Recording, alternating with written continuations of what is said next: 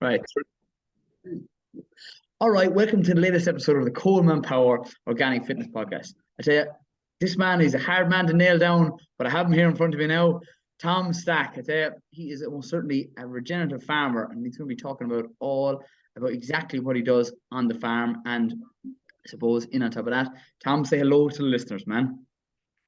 Hi all. Thanks Coleman for having me. We eventually sorted this out. Um, yeah, all good. Thanks for having me. I'm delighted to be on your podcast Right. And I and suppose, yeah, what I want you to explain do to is, people. yeah, explain to people exactly what you do, Tom, first, right? The likes of the Korean Right. farming, and then we'll, I suppose, spitball it out from there.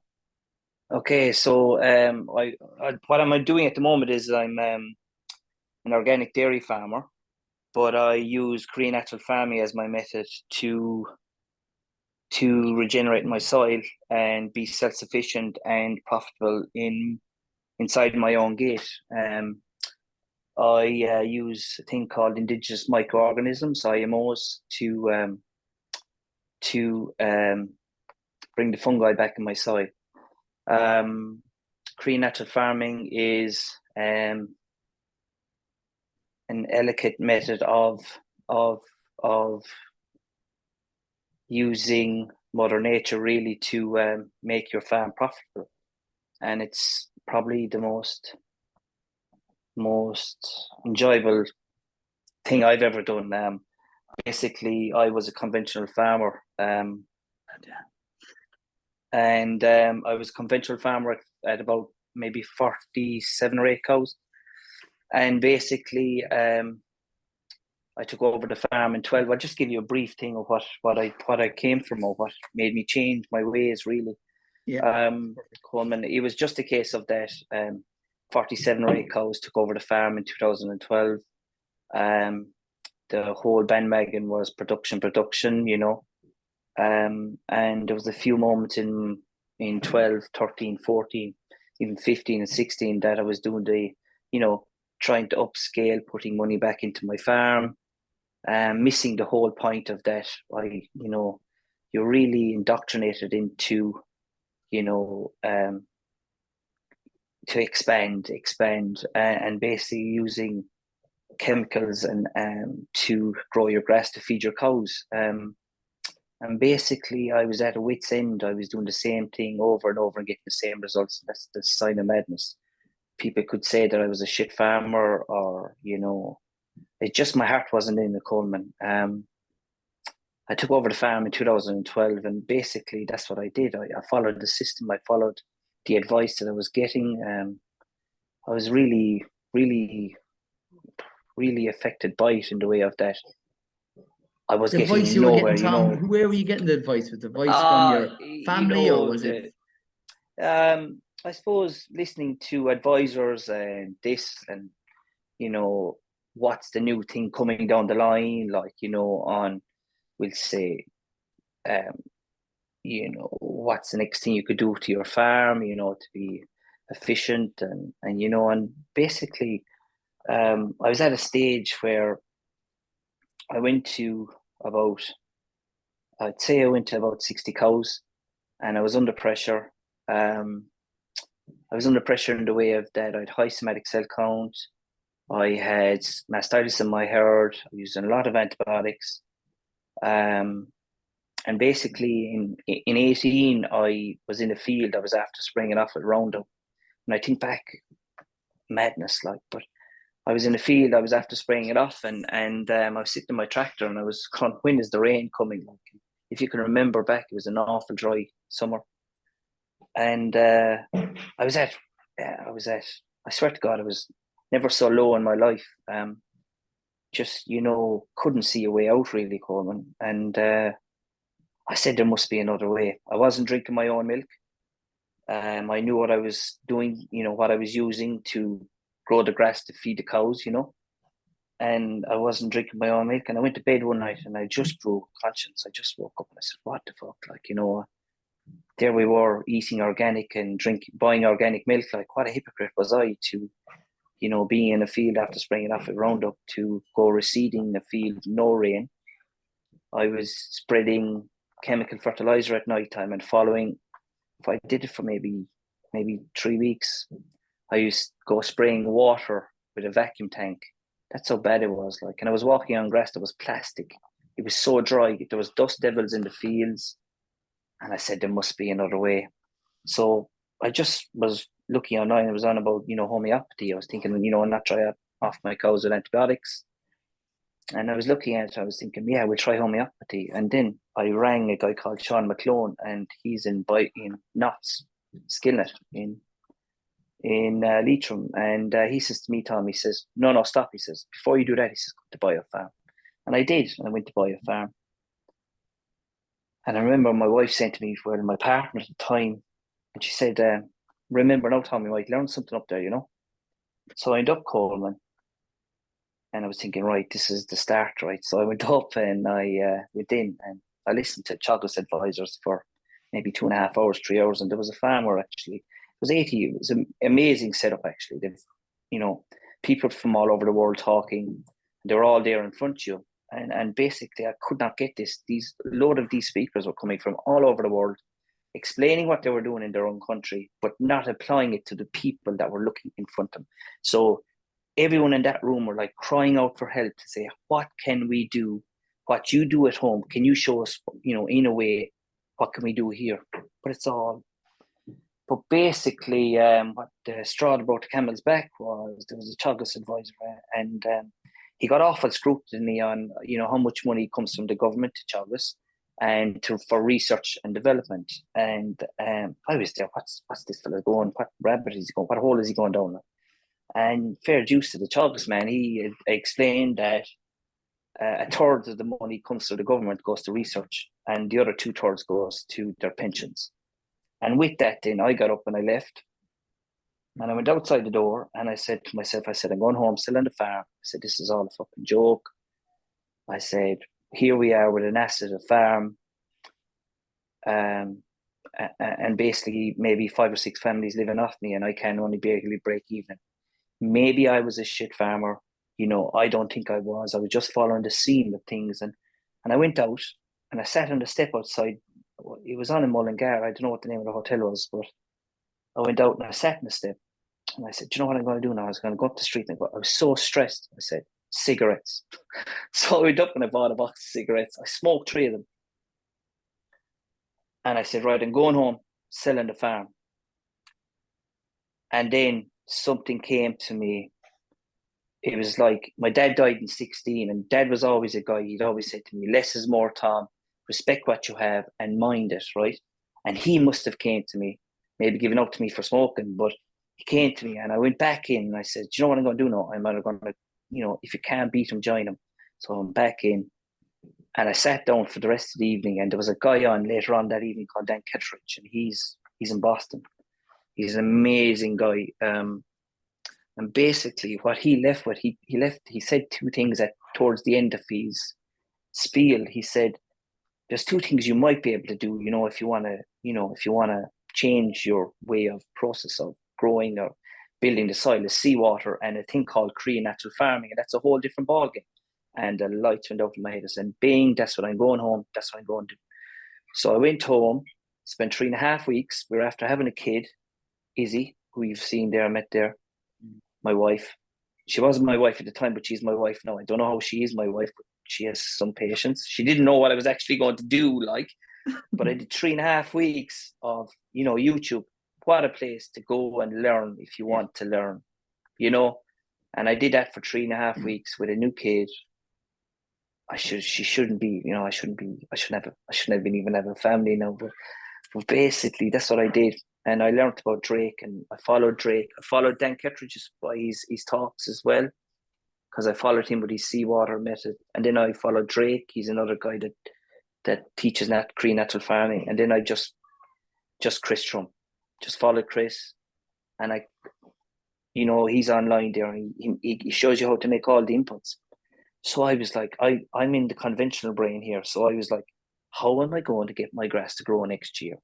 So at that stage, right, I said, I'm taking the whole farm off a cliff. From my research and what I was thinking, I said, I need to build an immune system inside for my cows, for my soil, in my farm, like a small microclimate, okay? And I have to start with the immune system. So then I stopped using antibiotics. That winter, I stopped using antibiotics. I was in a panic to grow the grass as well. And then through my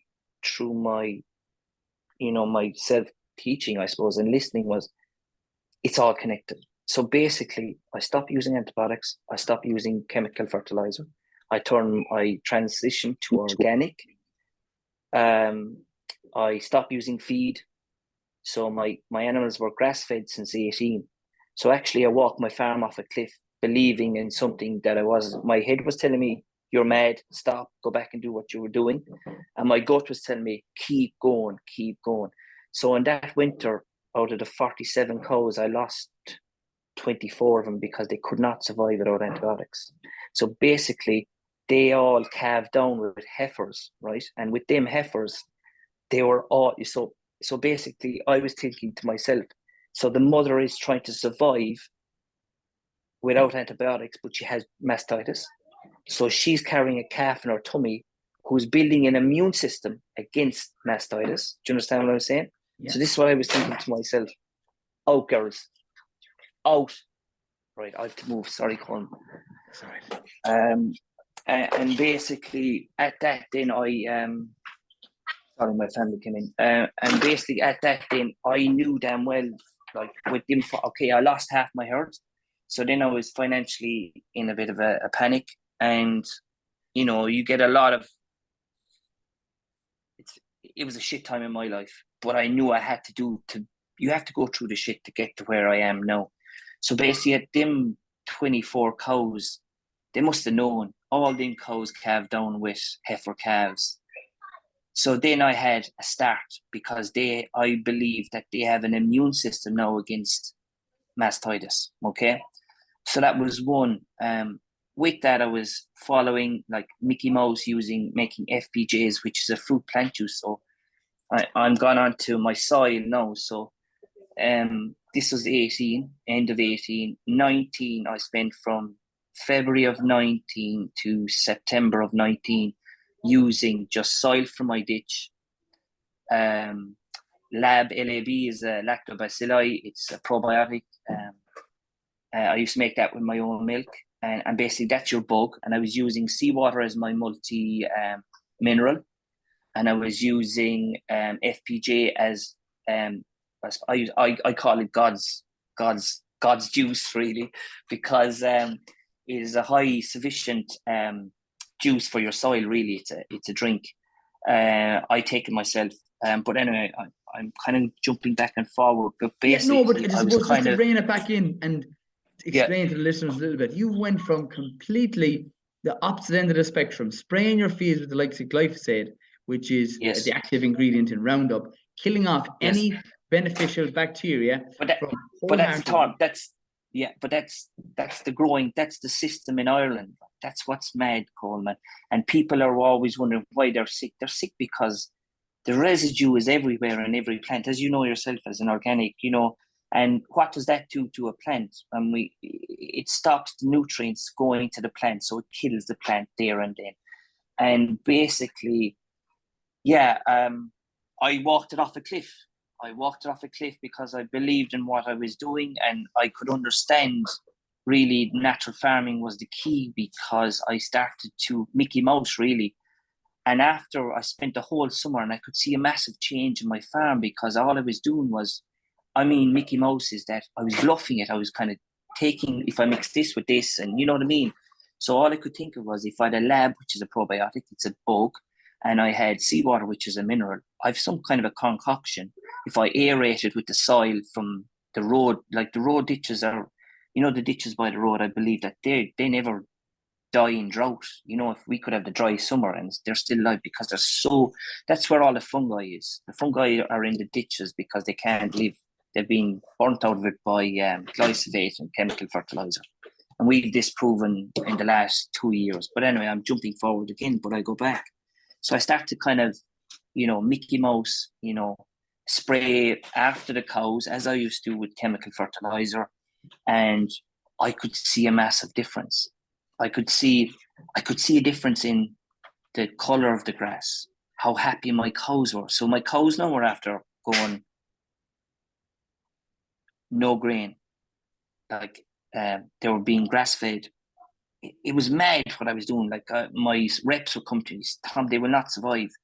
But I've learned that cows are only supposed to eat grass, And what right? you said And there, Tom, silage. happy cows, man, happy cows.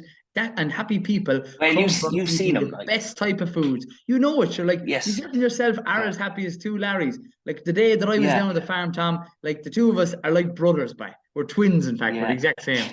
yeah, yeah. But so that's what I did, and then I'd no money. I'll tell you straight out, we'd no money, and I said, because when you walk your business off a cliff, like the production goes down in their milk.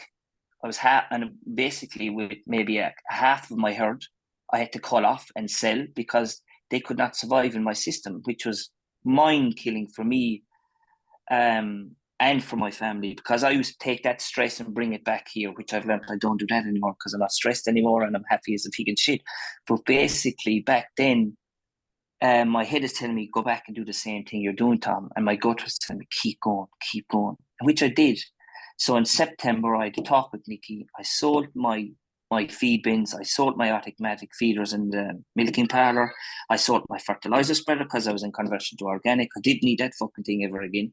And I bought my ticket, went to Connecticut, and I was on with Chris. I was always annoying him all during 19, the summer of 19. Like, where can I come? I couldn't afford to fly to.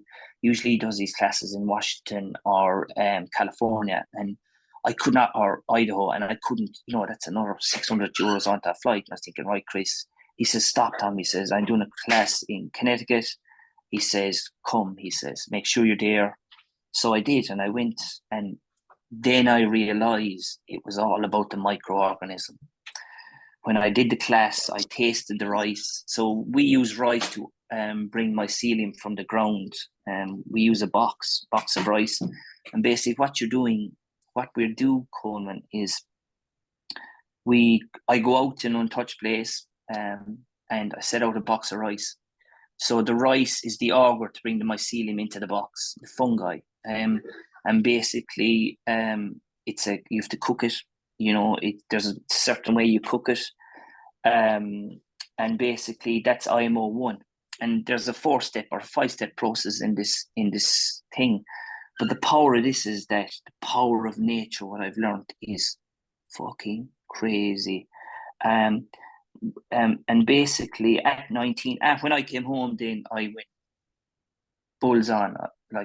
So basically 19, I did the most of it in the proper way of Cree natural farming. So I brought my IMO 1, which is the collection.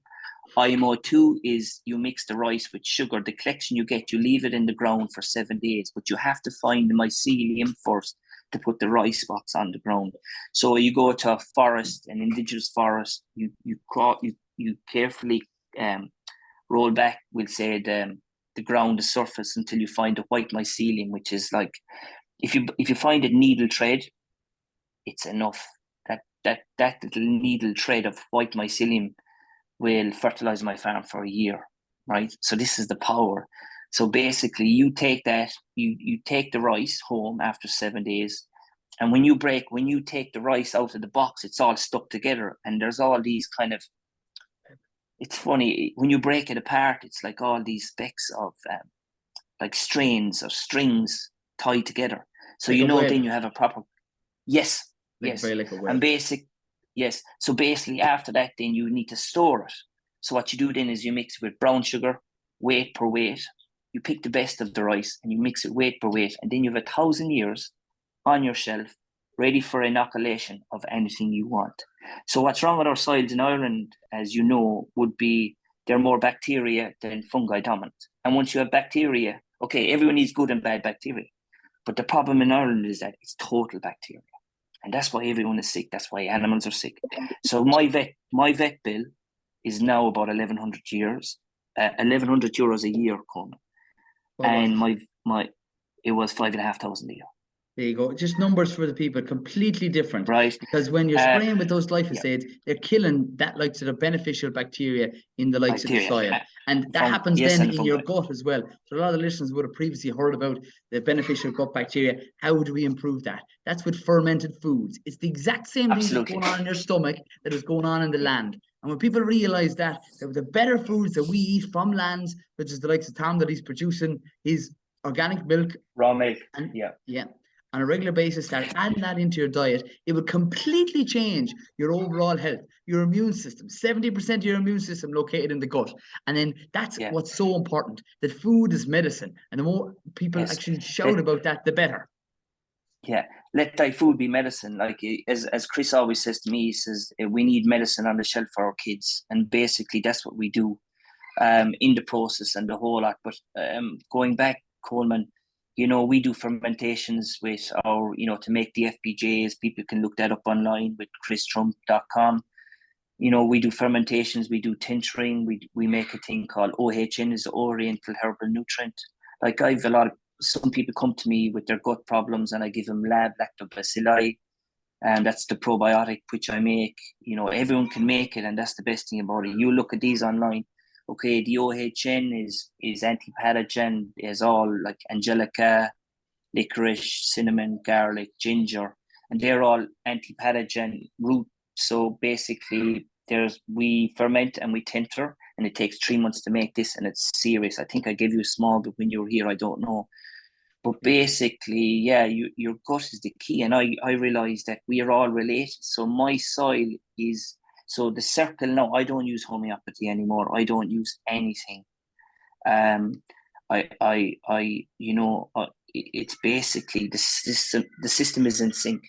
So there's no inputs coming out, from outside in.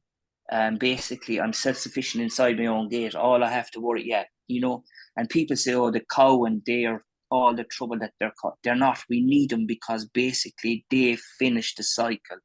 And a lot of farmers and a lot of people that grow vegetables, and a lot of people, like, we, as a Korean natural farmer or a natural farmer, like, we can bring it to IMO 5 and plant straight into it. Like for you now, in your vegetables and stuff like that, we can put out IMO 5 on maybe in October and plant straight into it in the spring.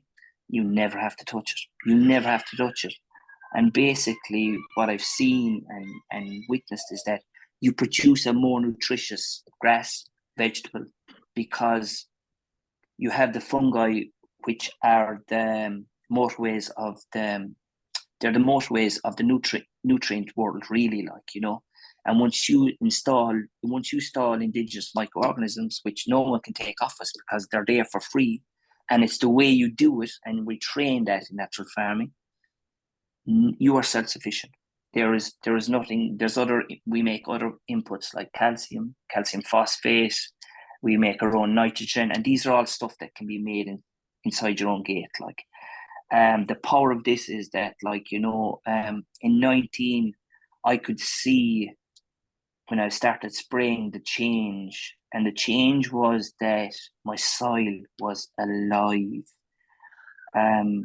And you're spraying, you came just to be clear with that, Tom, you're spraying the likes of your fermented liquid IMO. Yeah, your IMOs. Yes. Sometimes people, when they say spraying, they say, "Oh, Jesus, what's he spraying?" Yeah, he's spraying those beneficial. No. Yeah, beneficial microbial. Basically it's IMO 1, and then it's IMO 2 is your shelf life, or you give it shelf life. So you say, I'm going to talk to a layman's terms. So I collect the babies, right? They're 1,000 years old babies, really. And basically I put them on a shelf, and I feed them brown sugar weight per weight, and then they're in a jar, and then they're on the shelf, Coleman. And I do about 6 collections a year, sometimes 9 collections a year. So I have 9 collections of spring, summer, winter, autumn, and they're all there. And then when we go to IMO 3, right? People can look up at this. So IMO 3 is that you bring these back alive again. You take them out of the jar, you put them in a bucket, you store them in, you treat them with respect. It's like anything. If you treat your food with respect, if you treat it with love, it will treat you with love. And basically we make a small compost heap, a wheelbarrow. And what we do with the compost is that we give it something to eat, which are rolled oats, and we give it some place to live, which are wood chip. And basically we make a small compost heap. We keep it under 50 degrees. We turn it after 24 hours, and we keep it under 50 degrees until it dies off. And with this process in IMO3, what's happening is they're multiplying. The babies at 1,000 years old, they're multiplying because you have different collections from a wet, dry, different seasons. And these are all multiplying into one heap. So you have a wheelbarrow, right? And now the key to natural farming, which I learned when I came back from Connecticut, is when you mix your soil, and there was fucking not much in my soil, but when I mix my soil, in IMO4, you mix your soil, the wheelbarrow of your soil, with the wheelbarrow at IMO3, if you understand what I'm saying here. So basically, you're mixing at IMO3, it's finished, right? And they have had their party. But to bring it to IMO4, then you have to mix a wheelbarrow of your soil with that weight per weight, okay?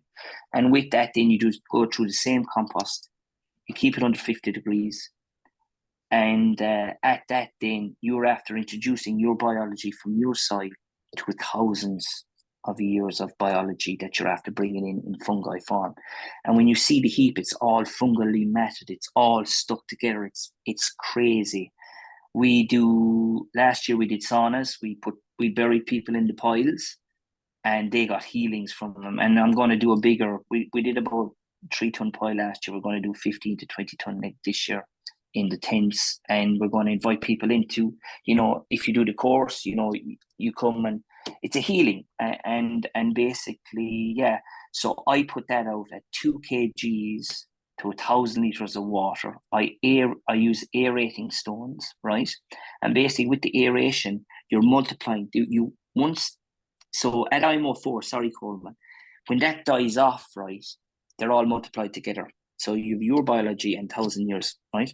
So it's dried off soil. So for you as a vegetable farmer, you could sprinkle that out in October in your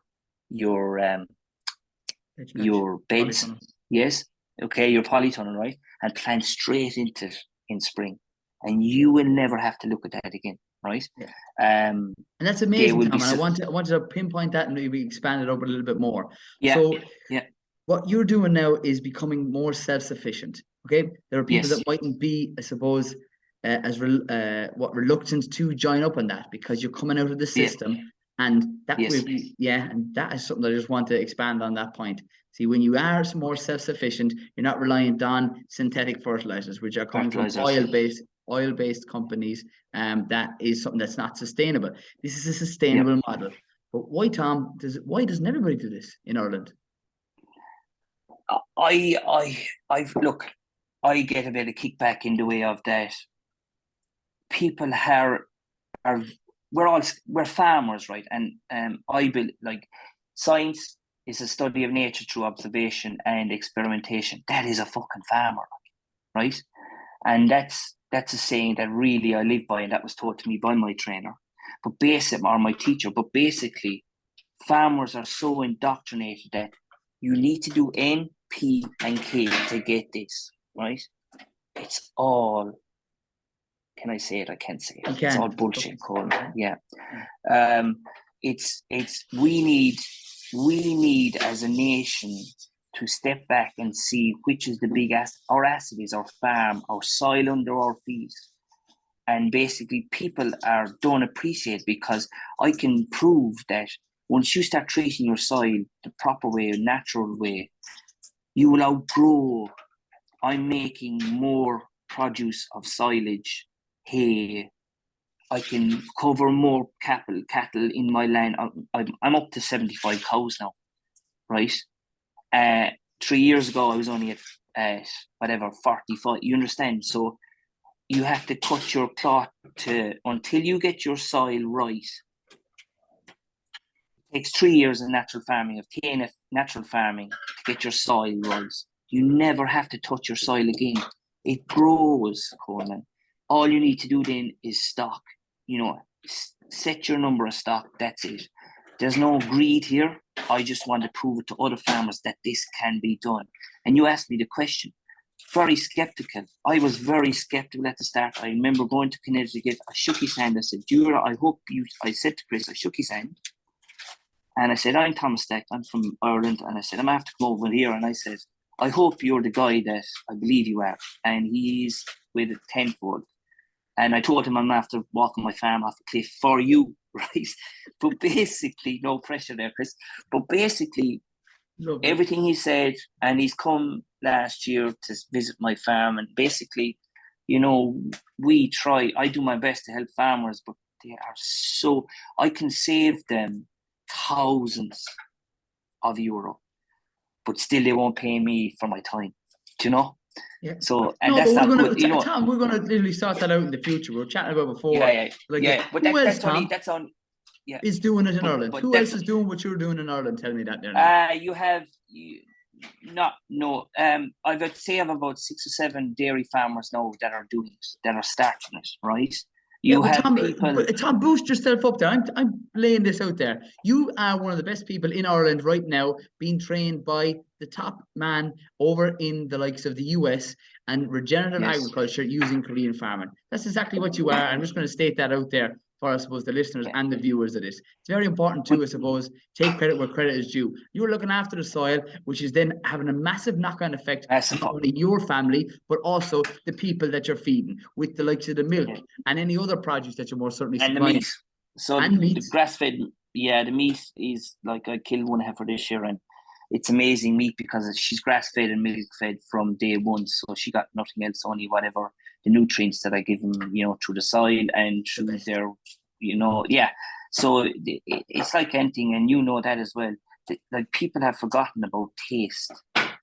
Like, it's like, you know, I do it every Christmas. I give someone a turkey that I've reared, you know, naturally farmed, you know, outlaid, you know, nutrient, you know, give them dense food. They can't get over it. They can't. The turkey is still moist after 3 days. What's that all about? Like, you know, it's that's the way food is and should, well, more so should be. And that's the thing. Yeah. People can argue, Tom and Coleman, there's something that says online that this is a load of bullshit. Well, I'm going to tell you, taste is going to be the difference. When they taste the likes of the produce that is grown in the likes of soil regenerative agriculture, the meats that you're giving them, whether it's fowl, the turkey, or the for beef, that is totally different to what you get in the side in the shops that's wrapped in plastic, that's shipped over from South America and is sold in a large commercial store, and people are going, but this is cheaper. But your health is your wealth, and it comes down to the food and where they're getting it. And definitely going to places where would you supply some of your produce, or and can people get their hands on your quality? I sell direct. That's what I do. Sell direct, Coleman. Yep. If people want my produce, they can come and I can strike a deal and take it off me. It's a farm gate job. I don't want to go through the red tape. You know, they don't want us really, and I just think, you know, I sell from my gate. People want milk, yes, they take it, and you know, that's it. But it's like anything. I've proven that, you know, when older people take my milk, the minute they taste, they go, "Geez, that reminds me of my childhood." So it's really positive. The other thing is that, we're a society now that everyone wants a silver bullet. There's no fucking silver bullets out there. We have to go through stuff to find out. Like, you know, people want to get well, get happy. You know, you have to do that for yourself. And you know, the gut is our second brain, as they say. And basically, your immune system can be built and stronger and stronger and stronger if you put the proper food in. You know this, and like, don't save money on food now, right? Because I think we have a habit of, we're getting older, younger, and we're living longer. So that's the system. But I believe that if people spend a bit extra on organic or fresh veg, or, you know, good food, you know, taste it, you know, your health, I'm talking to the man, what the fuck, like, you know what I mean? Sorry, you know. No, but the listeners we're trying to get to, listeners are here, and the viewers, and this is going to be previously used to, I suppose, promote the likes of what you're doing, Tom, because I think you're doing a great job down there, and that's what this whole process is, sharing information. I suppose if there's anything else, I'm going to say there's about 5 minutes left. I want you to either, if you want to say something specifically, if there's a topic that we haven't covered, to tell, I suppose, the listeners and the viewers and myself, and inform them on that topic for about 5 minutes. The last thing I just want to leave with is that, this is a really, yes, I wouldn't advise no one to do what I did, but basically, once you learn about Cree natural farming, it's peanuts really. Like, my costs are about 5,000 a year now, and I have 75 cows. And basically that's just for sugar, apple cider vinegar, the inputs. The rest is your time, and when you're working with nature, it pays you back tenfold. We're doing a course the end of June this year. Chris is coming, and I hope to teach more people, So it's on it's on the Knott's website, or you can book directly as well, Coleman, through christrump.com. He's my teacher. I'm just a soilsmith at the moment, but hopefully I'll be able to teach after this because basically he has a system. You have to go and do the course, then you have to spend 3 years on your farm practicing this, and then you carry on. You're able to teach because basically, we just want to have medicine on the shelf for our kids, and that's the key, really. Yeah, and medicine in the form of foods is Thomas. Yes. There, yeah, because certainly there is an abundance of medicine on a shelf, and in fact, that more so actually isn't really solving the root cause of the problem. But most certainly, food is medicine, and we were trying to harp on about that. Myself and Tom are on the same wavelength. Yeah, that's what we're trying to incorporate in people, getting things local, getting things fresh, getting them absolutely. Yeah, getting them direct from the farm. That's how actually farmers make money. They're cutting out the middleman. They're most certainly doing their best when you're supporting the likes of Tom or whoever else is in your locality. And I highly recommend anybody to most certainly reach out to Tom. He's extremely open. He'll tell you exactly what and how you can either get your hands on his produce or to come to one of his courses and learn from the best. And that's what I suppose the whole emphasis of this podcast is about. Yeah. It's I suppose it's like Ireland is so. Chris told me like that time I took my soil last one. I took my soil over to him in the class, and he looked under a microscope, and I just think, oh my God, what's he going to say? He cannot get over the soil we have in this country. And he said 3 years, Tom. He says you'll never have to touch your soil again, and I'm coming up on that now. And the proof is in the pudding. Get out and walk it, get out, get a spade. You know what I mean? You did it. But what a turnaround, Tom. What a turnaround from when you previously were heavily spraying the likes of your grass, your pasture, and then to literally tell people here that you weren't drinking your own milk that you were producing on the farm, to now feeding your other people. And like, that's important, that you wouldn't consume the milk that you were producing and were buying organic milk, and said this has to change. And you did change. And sometimes we have to go from a low point to go to a high point. And Tom, I can tell you now, this is the start of you going from where you are now to where you want to be. That's the truth. So much. Yep. Hopefully. Happy days. That's it in a nutshell. Right. And so you tell, I suppose, the listeners, where's the best place to them to contact you? Do you want to put your number up here, or your social media, or anything else? So it's knfdairy.com, and that's the best place you can get me. Make a submission to my website. You can follow me on Instagram on knf_dairy. I'm kind of shy at the Instagram, but we'll get better. I'll teach Tom about that. I'm not going to get as good as you, my friend. But you make me laugh in the mornings, and that's good, man. Follow Chris Trump on YouTube if you want to make some of the inputs. The course is the end of June, last weekend in June, and that's a 6-day course. It's 5-day intensive. I would advise anyone do it, even if you have a small holding to a big farmer. We really, you can see what's going on in my farm, and he will teach you the basics, and the basics are the best, because nature pays us back tenfold once you respect it, and that's it. Yeah, perfect job. Right, Tom, I always finish these podcasts by saying, stay tuned, stay classy, and keep it organic. Good man, Tom. So be good, lad.